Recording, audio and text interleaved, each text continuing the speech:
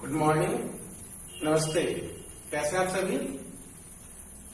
पिछला वीडियो मैंने रेलवे की ओर ध्यान में रखकर बनाया था और आप लोग ने उसको बहुत सराहा है, कुछ कमियां भी बताई है, कुछ कमेंट्स दिया आपने। इस वीडियो में मैं सोच रहा था कि जो आपने जो कमेंट्स दिए हैं उसके आधार पर मैं इम्पोर्टेंट जो ज्योग्राफी का एक चैप्टर है नदी, जिसके बारे में आप जानना चाह रहे थे, उसके इम्पोर्टेंट सेक्शन को मैं बताऊंगा।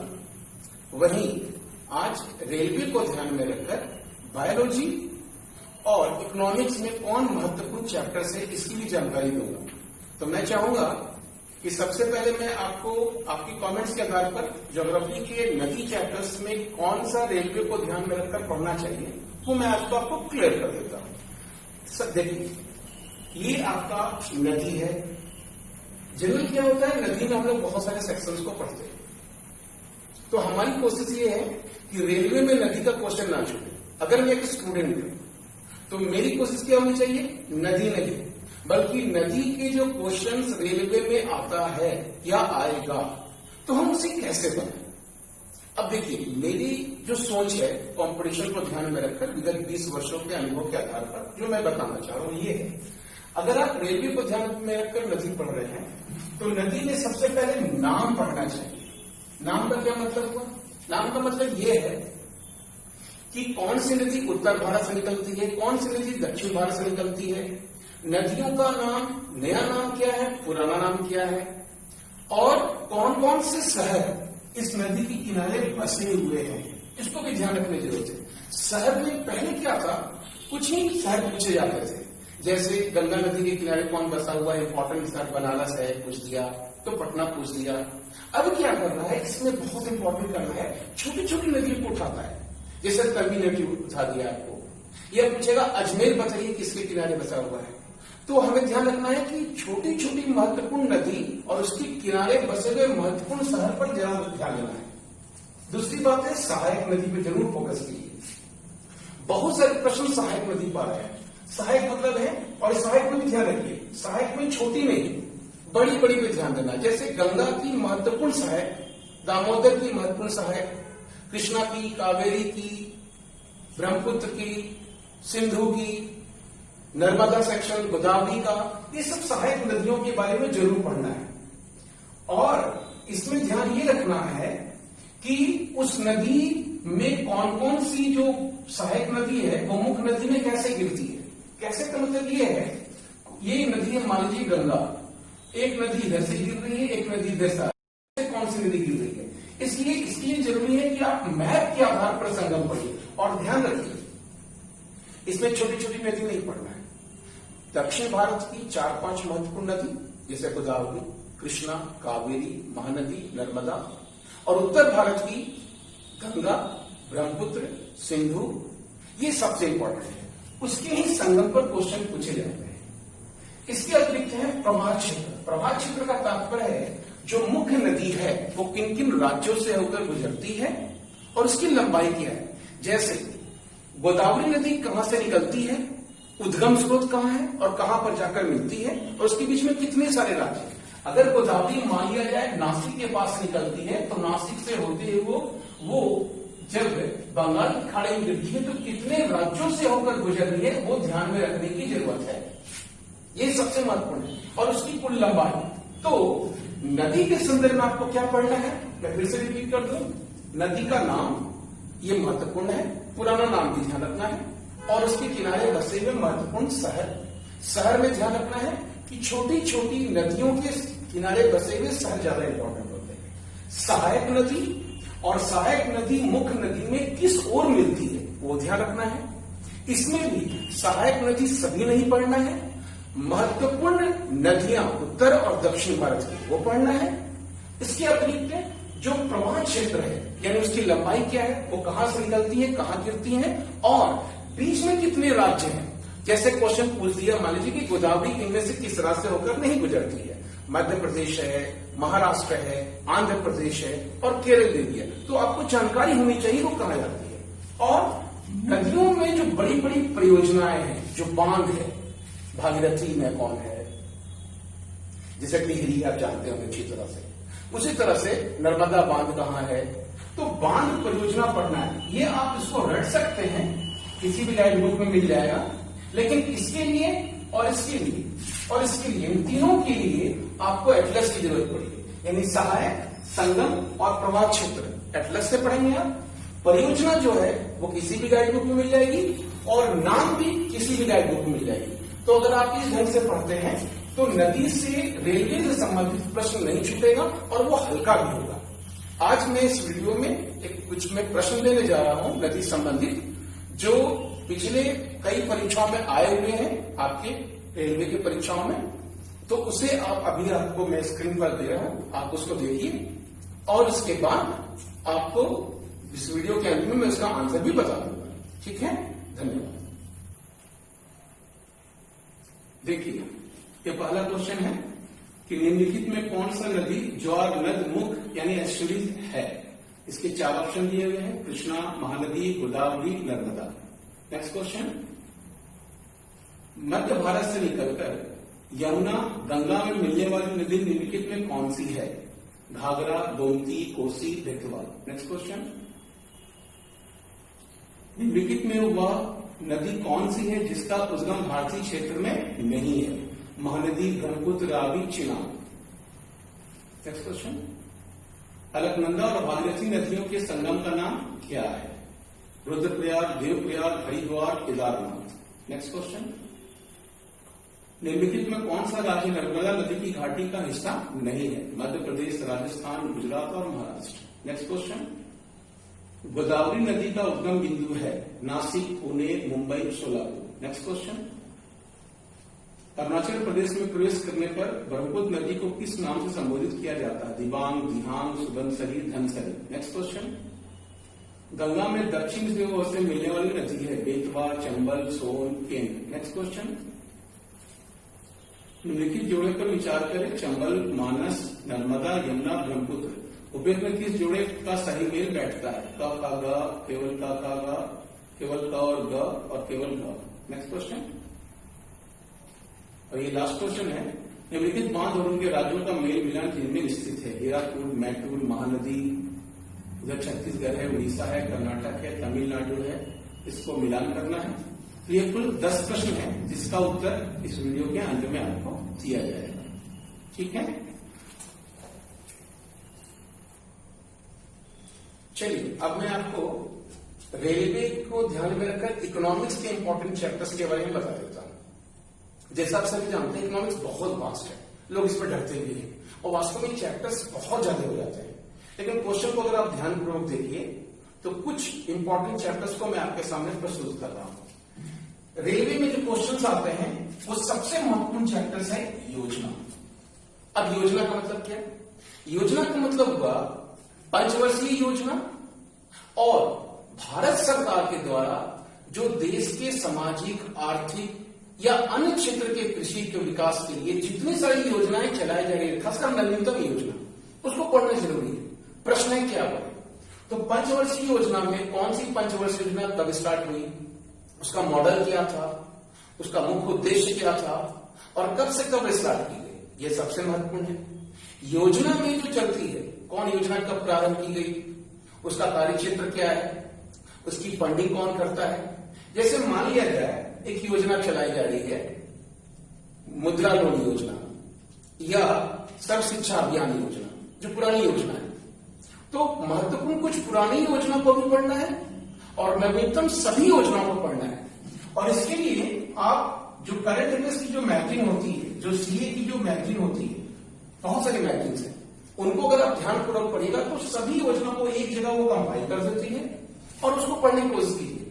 ये कौन सी योजना चलाई जा रही है 2015 में, 16 में, 17 में, 18 में। खासकर ध्यान रखिए जो 18, 19, 20 में योजना चल रही है, खासकर 19, 20 में जो योजना चल रही है वो ज्यादा पूछी जाएगी। इसलिए भारत सरकार जिन नवीनतम योजनाओं को कृषि के लिए, उद्योग के लिए, व्यापार के लिए, रोजगार के लिए चला रही है, साइन इन इंडिया हो या मेक इन इंडिया हो, कब से स्टार्ट की गई है, उसका उद्देश्य क्या है, कौन फंडिंग करता है, ये जरूर पढ़े। और मैं समझता हूं कि इस बार भी प्रश्न इससे जरूर आएगा।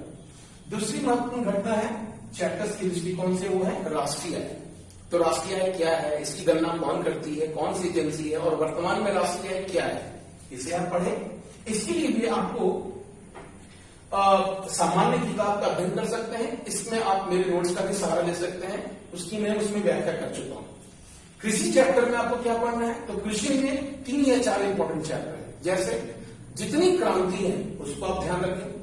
भारत सरकार कृषि के विकास के लिए कौन कौन सी नई योजना चला रही है, भूमि के विकास के लिए, उसकी उर्वरता के विकास के लिए, किसानों की आय को दुगना करने के लिए उसका लक्ष्य क्या है, इन सबसे क्वेश्चन पूछे जाते हैं। इसके लिए आपको करंट अफेयर्स की किताब भी पढ़ने पड़ेंगे और मेरे नोट्स का इस्तेमाल कर सकते हैं या किसी गाइडबुक का इस्तेमाल कर सकते हैं। ध्यान रखिए कि इसमें जो नवीनतम योजना है कृषि के विकास के लिए, जैसे अभी कृषि बिल जो पास किया गया, 100% क्वेश्चन पूछेगा, किसी न किसी सेट में क्वेश्चन पूछेगा कि कृषि बिल के मुख्य प्रावधान क्या है, मंडी व्यवस्था क्या है, इनके बारे में प्रश्न होंगे। इसलिए कृषि को उस दृष्टिकोण से आप जरूर पढ़ेंगे, बेटर होगा। बैंक में मोटा मोटी कुछ क्वेश्चन पूछे जाते हैं, जैसे कौन सी बैंक कब स्थापित की गई, पुराने क्वेश्चंस, नए बैंक में किस बैंक को किस में मिला दिया गया, और भारत में बैंकिंग सिस्टम से कुछ पुराने जो सिस्टम है जैसे आरबीआई का सिस्टम है, उसका जो एक्ट है, ये पढ़ना जरूरी है। इसमें बैंक कुछ बहुत लंबा चैप्टर्स होता है, आप लोग बहुत पढ़ लेते हैं, जैसे एटीएम क्या है ये भी पढ़ लेते लोग। अब ये सब क्वेश्चन नहीं पूछे जाते, इसलिए उन भूलभुलाओं में नहीं रहना है। आपको ध्यान रखना है वर्तमान में कितने बैंक हैं, किसको किसमें मिलाया गया है, राष्ट्रीयकृत बैंकों की संख्या कितनी है, मुख्य बैंक की स्थापना किस समिति के आदेश या अनुशंसा पर की गई थी, आरबीआई का भी पॉलिसी क्या है, करंट में आपको देख लेना है सीआरआर क्या है, एसएलआर क्या है, ये सब जरूर देख लेना है। कोशिश होता है उसमें क्वेश्चन पूछे जाते हैं, बेटर होता है। अब आते हैं आंकड़ा। तो आंकड़ा क्या, तो आंकड़ा देखिए, गरीबी के आंकड़े होंगे, बेरोजगारी के आंकड़े होंगे, रोजगार के आंकड़े होंगे, व्यापार के आंकड़े होंगे। जैसे व्यापार में भारत का वर्ल्ड में व्यापार में क्रम क्या है, भारत का मुख्य व्यापारिक साझेदार कौन है, भारत सबसे अधिक निर्यात किसको करता है, भारत के निर्यात की वस्तु क्या है, आयात की वस्तु क्या है, प्रथम रैंकिंग क्या है। इसके लिए आपको भारत सरकार के आंकड़े पर डिपेंड होना पड़ेगा, जिसके लिए प्रतियोगिता दर्पण, क्रॉनिकल, परीक्षा मंथन या समसामयिक अध्ययन, बहुत सारे मैगजीन्स आते हैं, अखबार में भी आते हैं, आप उसका अध्ययन कर सकते हैं। मैंने भी इसको अपने नोट्स में लिखाया है, आप उसका अध्ययन करें। और लास्ट में कभी कभी आजकल देखा जा रहा है कुछ क्वेश्चन पूछे जाते हैं, जैसे मुद्रा संबंधित हो जाते हैं, या फिर हम लोग जिसको इकोनॉमिक्स में कहते हैं थ्योरेटिकल सेक्शन। जैसे आप प्रतियोगिता सेक्शन में आप अगर पढ़ते हैं तो उसमें पड़ेगा कि पूर्ण प्रतियोगिता का संकल्पना क्वेश्चन पूछेगा, या एक अधिकार की पॉलिसी पूछेगा, मांग की लोच से पूछेगा। जनरली ये प्रश्न रेलवे में ना पूछकर एसएससी में ज्यादा पूछे जाते हैं, लेकिन अब ट्रैक के हिसाब से कुछ प्रश्न इसमें पूछे जाने लगे हैं। तो इसलिए आपको 11th का जो बेसिक्स किताब होता है 11th और 12th का, उस पर ध्यान देना चाहिए कि 11th और 12th का जो बेसिक्स है, मैं भी क्लास में उसको लिखाया हूं। और यदि आपके पास नोट्स है वेरी गुड, अगर नहीं है तो 11th-12th में जाकर आप जो उसका मुद्रा है और 11th-12th का सब चैप्टर मान के चल सकते हैं, उसको थोड़ा थोड़ा पढ़ना चाहिए। लेकिन मैं फिर रिपीट कर देता हूं, ये उतना महत्वपूर्ण नहीं है जितना महत्वपूर्ण आपका योजना है, कृषि है, आंकड़ा है। ये 3 चैप्टर्स बहुत महत्वपूर्ण है जिससे क्वेश्चन पूछे जाते हैं। साथ ही साथ आज के डेट में राष्ट्रीय से भी क्वेश्चन पूछे जा रहे हैं और बैंक से भी क्वेश्चन पूछे जा रहे हैं। तो आप क्या कोशिश कीजिए इकोनॉमिक्स के लिए, सबसे महत्वपूर्ण है कि योजना पढ़ लीजिए, पंचवर्षीय योजना, ये सब सब्जेक्ट। इसके बाद कृषि पर फोकस कर दीजिए, इसके बाद समय बचे तो आंकड़ा पर फोकस कीजिए। इसके बाद अगर लगता है आपके पास टाइम है तो आप बैंक और राष्ट्रीय आय पढ़िए, और यदि आपको लगता है कि ये मेरी बहुत कमजोर पक्ष है तो आप इसे छोड़ दें, इसकी आवश्यकता नहीं है। लेकिन आप इसको पहले से पढ़ चुके हैं, रिवीजन का टाइम है तो आप उसे जरूर पढ़ें, और नहीं है तो छोड़ दें। बल्कि इन सब सेक्शन पर ज्यादा फोकस करें। रेलवे में जो 2-3 प्रश्न पूछे जाएंगे इसमें आ सकते हैं। एक और मैं बताता हूं, अगर आप इसको छोड़ते हैं तो कोशिश कीजिएगा कि भारत में जो परिवहन व्यवस्था है उसको पढ़ लीजिए। परिवहन व्यवस्था में सरकार की जो नई जो पॉलिसीज चल रही है उसको जरूर पढ़ लीजिए कि रेलवे का विकास कहां से हो रहा है, कितना ट्रैक विद्युतीकृत हो चुका है, सड़क कितना 4 लेन बन रहा है, कौन कौन से प्रोजेक्ट चल रहे हैं। अगर आपके पास वो मैटर है तो उसको पढ़ सकते हैं, मतलब दोनों में से एक को चूज कर सकते हैं। तो मेरा ये विश्वास है कि यदि इकोनॉमिक्स को रेलवे के दृष्टिकोण से आप पढ़ें तो समय को ध्यान में रखते हुए इन सब चैप्टर्स को फोकस करें। और यदि आपको कुछ भी ऐसा प्रॉब्लम लगता है कि नहीं सर मुझे और कुछ चाहिए, तो आप जरूर कमेंट कीजिए। उसके आधार पर मैं इकोनॉमिक्स के कुछ इंपॉर्टेंट चैप्टर्स को, अभी चूंकि टाइम है तो मैं अक्टूबर महीने में आपको क्लियर कर दूंगा इकोनॉमिक्स। अगर आपके पास नोट्स नहीं है या कुछ आंकड़े नहीं है तो आप उसको कमेंट कीजिए, मैं आंकड़े भी आपको उपलब्ध करा दूंगा ताकि आपको कोई दिक्कत नहीं हो। तो मेरा ऐसा मानना है कि इकोनॉमिक्स में अगर आप रेलवे को ध्यान में रखकर पढ़ते हैं तो ये बेटर होगा। हाँ, अन्य कॉम्पिटिशन में जैसे आप एसएससी का जाते हैं या दूसरी परीक्षाओं में, फिर पढ़ने का पैटर्न थोड़ा सा चेंज हो जाता है। तो अभी हमारा फोकस होना चाहिए रेलवे, और रेलवे को ध्यान में रखकर आप इन्हीं सब चैप्टर्स को पढ़े तो बेटर होगा। जैसा आपको लगता है उसको आप जरूर कमेंट कीजिएगा। अब मैं आपको नेक्स्ट टॉपिक बताता हूँ जीव विज्ञान के बारे में, उसमें आप कौन से चैप्टर्स को पढ़े जिसकी जानकारी अभी हम तुरंत देता हूँ मैं आपको। चलिए अब मैं आपको बायोलॉजी के बारे में बताता हूँ। फिर से मैं दोहराना चाहूंगा, बायोलॉजी का मतलब बायोलॉजी नहीं होगा, बायोलॉजी सिर्फ रेलवे की परीक्षा को ध्यान में रखें, ठीक है। मैं बताऊं आपको, देखिए जीव विज्ञान में बहुत सारे सेक्शन हैं। हम लोग जनरल भाषा में उसको बॉटनी, जूलॉजी और मिसलेनियस सेक्शन में डिवाइड करते हैं। लेकिन अगर आप रेलवे को ध्यान में रखकर पढ़े तो मैं समझता हूं कि इन सब बातों पर ध्यान देना चाहिए। सबसे पहले खोज, यानी कि जितनी बायोलॉजिकल खोज है, छोटी छोटी खोज, विटामिन की खोज किसने की, हार्मोन की खोज किसने की, कोशिका की खोज किसने की, माइटोकॉन्ड्रिया की खोज किसने की, सभी पर ध्यान रखना है। अब इसके लिए आप कहां से पढ़ेंगे, किसी भी गाइड बुक, मेगा के बुकलेट में भी है, और किसी भी गाइड बुक में जाइएगा तो खोज एक जगह लिखी रहती है, खोज जरूर पढ़े, बहुत इंपॉर्टेंट है। दूसरा इंपॉर्टेंट चैप्टर है यंत्र, यानी कि बायोलॉजी के संदर्भ में जितने सारे यंत्र हैं जो आविष्कार किए गए हैं, चाहे वो बॉटनी के लिए हो चाहे जूलॉजी के लिए हो, रोग के इलाज के लिए हो चाहे किसी चीज के अध्ययन के लिए हो, आप यंत्र जरूर पढ़ें। और आज के डेट में यंत्र के आविष्कारक का भी नाम पूछा जा रहा है कि उस यंत्र को किसने खोजा था। इसके लिए आपको हड़बड़ाने की जरूरत नहीं है, हर गाइड बुक में दी गई एक जगह दिया रहता है, आप उसे पढ़ें। और ये भी मेघा की बुकलेट में उपलब्ध है, आप उसका जरूर अध्ययन करें। इस पर आती है शाखा। शाखा बहुत ब्रॉड है, पक्षियों के अध्ययन को क्या बोलते हैं, अंडों के अध्ययन को क्या बोलते हैं, फूलों के अध्ययन को क्या बोलते हैं। तो जनरल गाइड बुक में 8, 10, 15, 20, मैक्सिमम 20 शाखा दी जाती है, उससे काम नहीं चलेगा। शाखा अब पूछा जा रहा है, बहुत ब्रॉड पूछा जा रहा है। तो अच्छी गाइड बुक का अध्ययन करें जिसमें कम से कम 150-200 शाखा दी गई हो, और उसे क्रमिक रूप से 5-5 करके रखे, रिवीजन करें। मैंने अपने बुकलेट में उसको उपलब्ध भी कराया है, आप उसका अध्ययन करें। बहुत सारे बुकलेट में मैंने देखा है, गाइड बुक में मैंने देखा है 15, 20, 25 शाखा रहती है। कई बार उससे प्रश्न पूछते हैं और मैक्सिमम आज के डेट में प्रश्न नहीं पूछे जा रहे हैं। तो मेरा सलाह रहेगा कि आप शाखा जरूर पढ़ें, लेकिन अच्छी गाइड बुक से पढ़ें जिसमें 150-200 शाखा एक साथ है, और उसे रटना होगा क्योंकि शाखा से क्वेश्चन पूछे जाते हैं। उसका बाद इंपॉर्टेंट सेक्शन है रोग। रोग में ध्यान रखिए दो बातें, एक पुरानी रोग यानी ट्रेडिशनल, उसके कारक, उसके वाहक, उसका इलाज, जैसे मलेरिया है, फाइलेरिया है, एड्स है, कैंसर है, वो कैसे होता है, उसका लक्षण क्या है, उसका इलाज क्या है, उसकी दवा का क्या नाम है, वो। और दूसरा वह रोग जो चर्चा में है, जैसे कोरोना तो सब कोई जानते हैं, लेकिन इसके अतिरिक्त भी जैसे डेंगू फैल गया तो बहुत महत्वपूर्ण है। कोई रोग किसी राज्य में स्पेशल, जैसे कि बिहार में चमकी बुखार आया था, इंसेफेलाइटिस जिसको बोलते हैं, तो वो बहुत महत्वपूर्ण है। यानी कि रोग को दो भाग में डिवाइड कर दीजिए। एक वह रोग जो ट्रेडिशनल है, जिसमें आपको क्या पढ़ना है, रोग किससे होता है, एक, दूसरी बात उसके लक्षण क्या है, तीसरी बात उसका इलाज क्या है, और चौथी बात कि उस रोग के बारे में जो विविध जानकारी किसने खोजा था, जैसे एड्स की खोज किसने की, एड्स की वायरस की खोज किसने की, वो जरूर पढ़ने की कोशिश करें।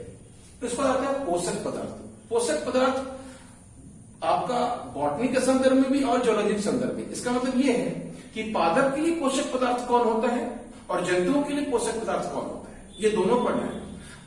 आप मान के चलिए इसमें विटामिन भी पढ़ना है, कार्बोहाइड्रेट भी पढ़ना है, प्रोटीन भी पढ़ना है, वसा भी पढ़ना है, और वहीं पादप के लिए जो नाइट्रोजन है, जो हार्मोन है, वो भी पढ़ना है।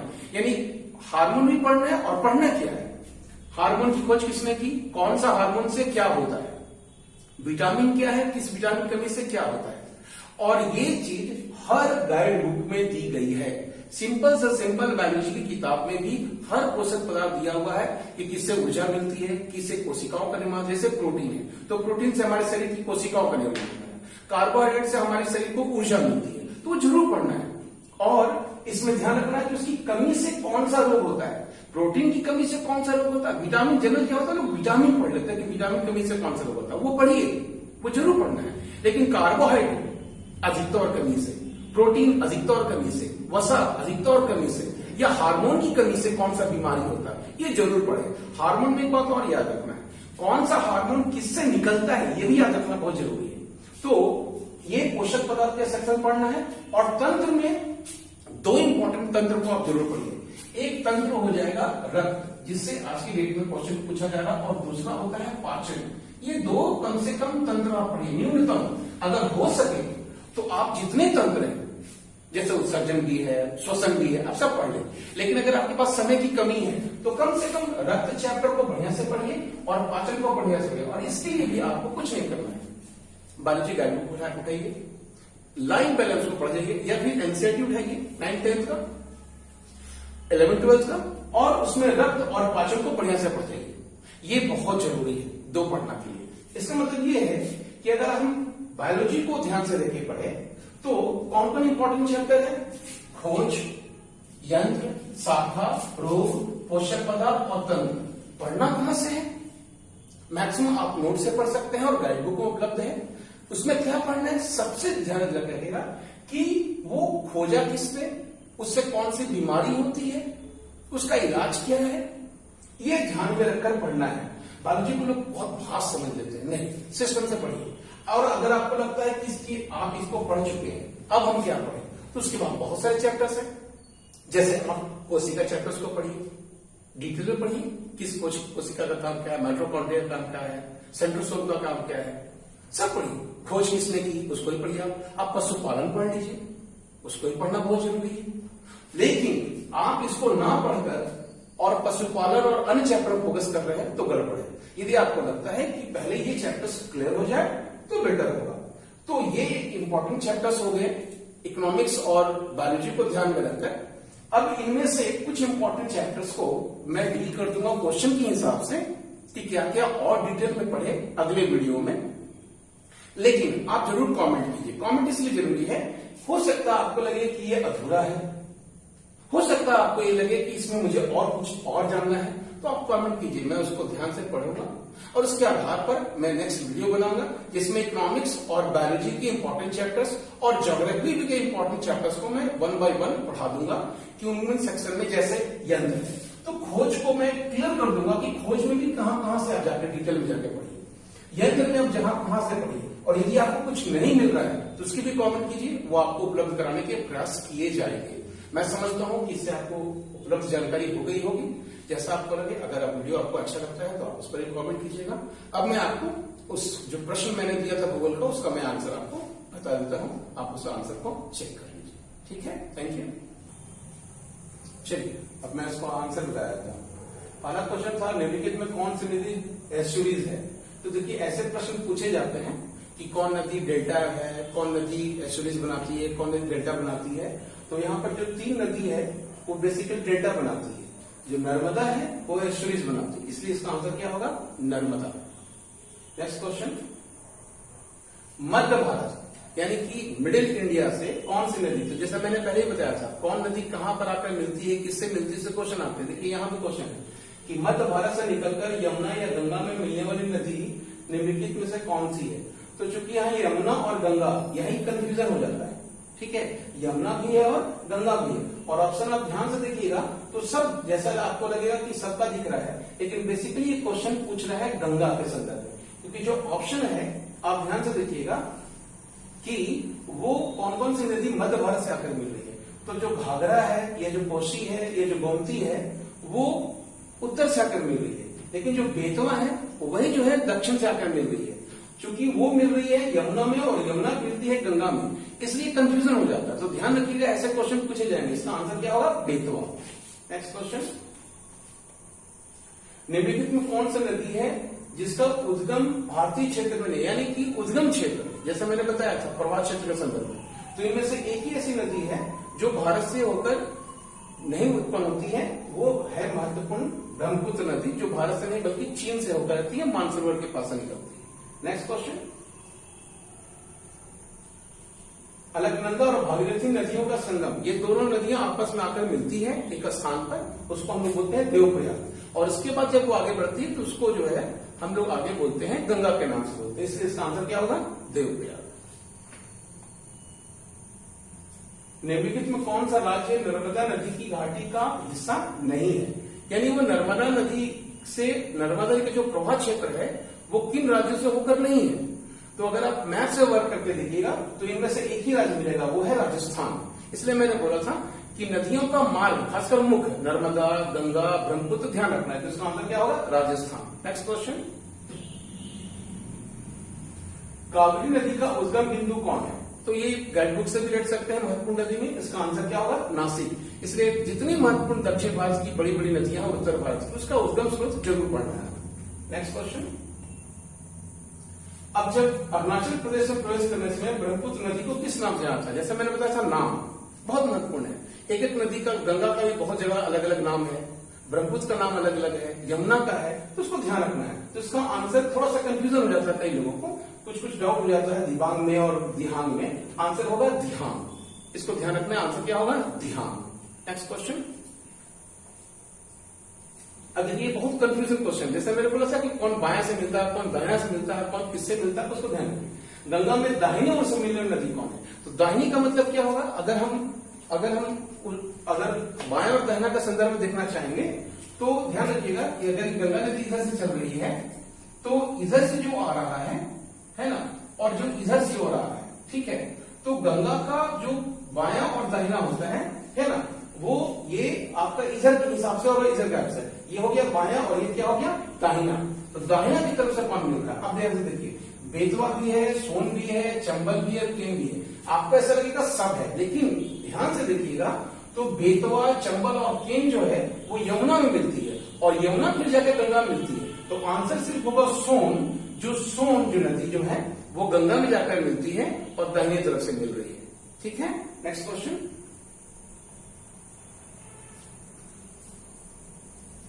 नेक्स्ट क्वेश्चन जो है आपका वो है कि सहायक नदी और मुख्य नदी। तो सहायक नदी और मुख्य नदी जो है आपका है क्वेश्चन नंबर 9 में, वो आपको मिलाना है ना, और बोला है वही कौन सा जोड़ सही है। तो अगर आपको याद है कि किसकी सहायक नदी कौन है तभी क्वेश्चन बनेगा। इसका बहुत सिंपल सा आंसर है, इसका आंसर होगा ग मानस, जो ब्रह्मपुत्र नदी में मिलती है। आंसर होगा 4।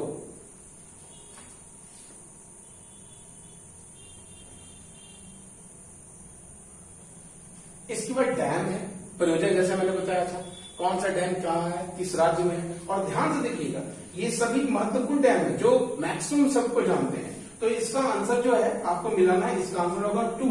ठीक है, कि जो इसमें सब अलग अलग राज्यों के संदर्भ में मिल रही है। तो आप ध्यान रखिएगा, इसका आंसर आप किसको मारेंगे? 2 में मारेंगे, क्योंकि कंफ्यूजन कहां हो जाएगा? महानदी के संदर्भ में हो जाएगा, क्योंकि महानदी जो है उड़ीसा और छत्तीसगढ़ दोनों के संदर्भ में प्रभाव है। तो ठीक से मिलाइएगा तभी समझ में आएगा। तो अगर जब भी कभी ऐसा हो कि 1-2 राज्य के संदर्भ में हो तो अन्य को पहले मिला लीजिए और उसके बाद फिर सेट कीजिएगा, तब आंसर बनेगा। नहीं तो ये कंफ्यूजन हो जाएगा, आंसर उल्टा पुल्टा हो जाएगा। तो आंसर क्या होगा इसका? 2। तो जो मैंने क्वेश्चन दिया 10 उसी का आधार पर दिया, और ये सभी क्वेश्चन आए हुए, मेरे बनाए हुए नहीं है, ये सभी प्रीवियस क्वेश्चन ध्यान रखना है जिसमें मैंने नहीं बनाया है। यानी कि प्रतियोगिता परीक्षा में रेलवे में पूछे गए प्रश्न है उसको एक जगह मैंने कलेक्ट कर दिया है। तो इसी को ध्यान में रख इस तरह बनाइए। मैं समझता हूं कि इस तरह से आपको फायदा होगा। यदि आपको ऐसा लगता है कि मैंने जो आपको बताया है वो आपको फायदा हो रहा है तो आप उसके बारे में बताइए। यदि आपको और कुछ जानना है तो कमेंट कीजिए, जानकारी दीजिए, और हम इसके आधार पर आपको नेक्स्ट वीडियो में अन्य सब्जेक्ट के बारे में बताएंगे। और जो बायोलॉजी, इकोनॉमिक्स और ज्योग्राफी जो इंपॉर्टेंट चैप्टर्स होगा, अब मैं नेक्स्ट वीडियो में पढ़ना स्टार्ट करूंगा। तो मेरा आपसे आग्रह होगा कि आप कमेंट जरूर दें कि आप उसमें से क्या पढ़ना चाहते हैं, कौन इंपॉर्टेंट चैप्टर्स हैं, उसी का आधार में बताऊंगा। अगर आपको अच्छा लगता है तो आप लोगों को बताइए, इसको फायदा उठाइए, सब्सक्राइब कीजिए और बेल आइकन को भी जरूर दबाइए, है ना। और नेक्स्ट वीडियो में कोशिश करूंगा कि ऐसा सब बने। थैंक यू, धन्यवाद।